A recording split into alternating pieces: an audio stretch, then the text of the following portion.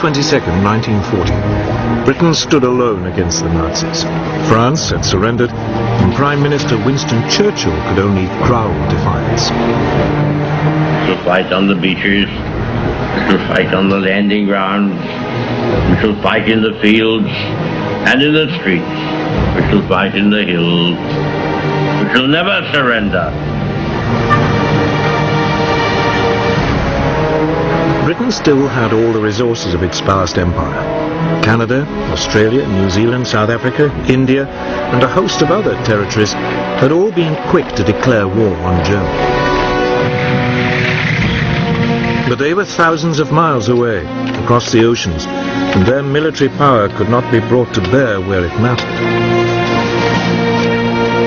Britain's situation seemed hopeless, and Hitler had no doubt that Britain would soon try to negotiate a peace. But Churchill quickly showed how determined he was prepared to be in the war against the Nazis.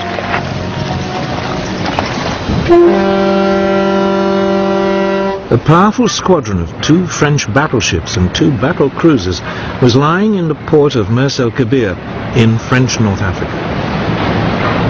If the French ships fell into German hands, the British Navy's position in the Mediterranean would become impossible.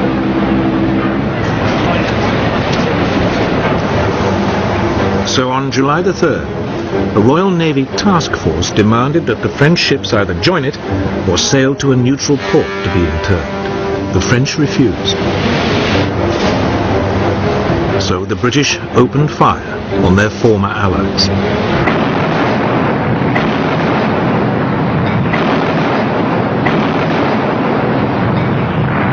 They destroyed or severely damaged 3 of the battleships. Almost 1,300 French sailors were killed. But Churchill's ruthlessness didn't seem to impress Hitler. On July the 19th, he returned in triumph to Berlin and was greeted by more than 1 million people.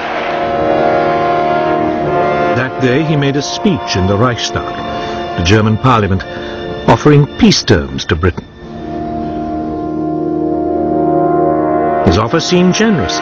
Britain could keep its empire. In return, Hitler wanted a free hand in Europe. His plan was to conquer the countries of the East in order to win Lebensraum, room to live, for the German people. But Churchill would have none of it. The British would fight on. This would, as he put it, be their finest hour.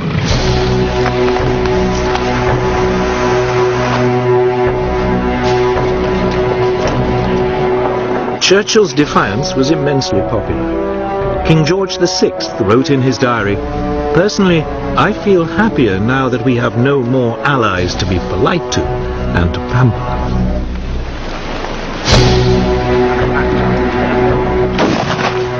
But it was difficult to see how Britain could ever turn the tables and actually win the war.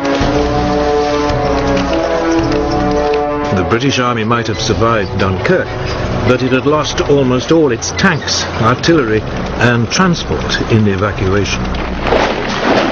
It had just 25 divisions armed mainly with rifles to resist the vast armoured columns of the world's most fearsome war machine. So there was little to be done except dig in and wait.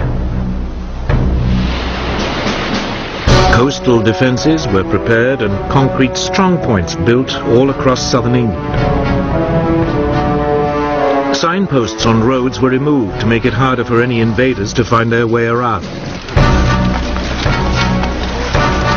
Large open areas were littered with obstacles to deter airborne troops. A volunteer defence force, the Home Guard, was recruited. It was made up of men who were otherwise ineligible to fight, often because of their age.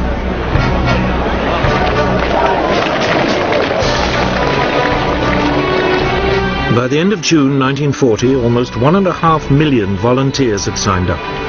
But there were few weapons with which to arm them. Hitler, meanwhile, was getting on with his invasion plans, codenamed Operation Sea Lion.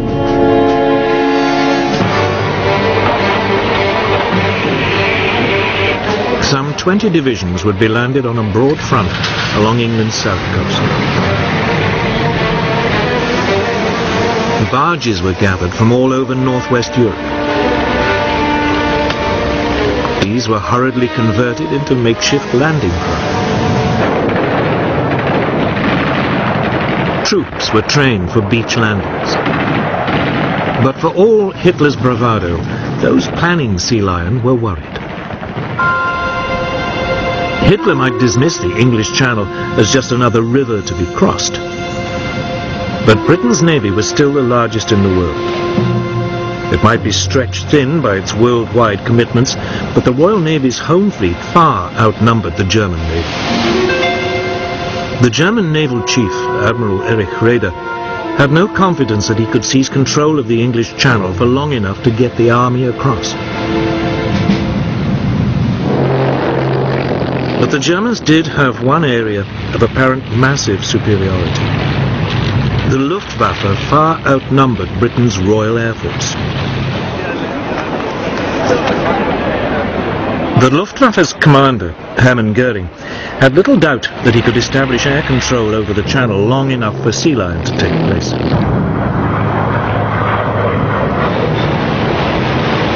On July the 10th, the Luftwaffe began attacking shipping in the Channel.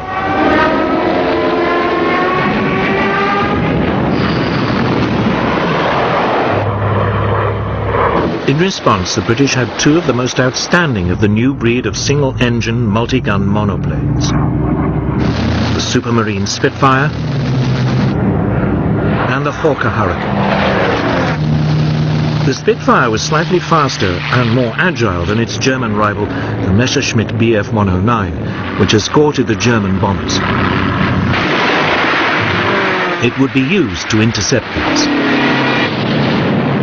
The Hurricane would prove a lethal bomber kill. But in July 1940, Air Vice Marshal Hugh Dowding, the head of Fighter Command, had less than 700 fighters.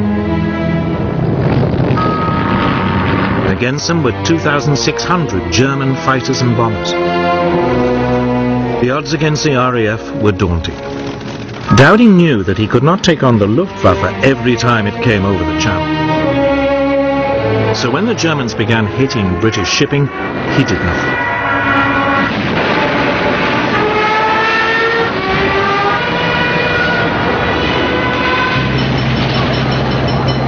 Instead, he would only use the RAF to stop the Luftwaffe from establishing the air supremacy needed for invasion. So he would only take on its big attacks. To help him, the British had one crucial innovation: radar. By the 1930s, scientists in both Britain and Germany knew that objects well beyond human sight could be detected by bouncing radio pulses off them and measuring the time it took for the signals to return. In Britain, a team of scientists led by Robert Watson Watt began developing radar as a means of detecting approaching aircraft at long range. Their work was seized upon by Dowding. He made radar the core of the world's first integrated air defense system.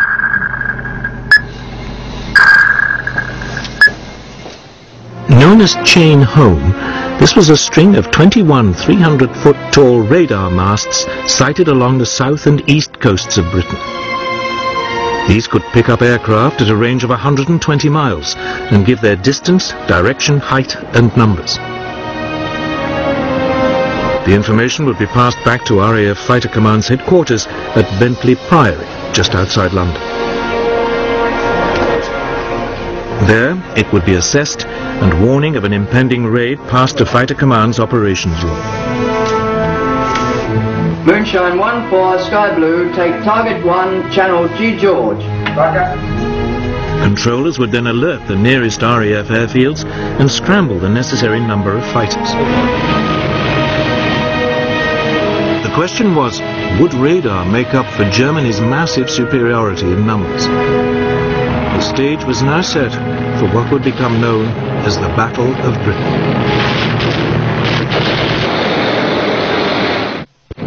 Since June the 10th, 1940, The German Luftwaffe had been battering British shipping in the English Channel.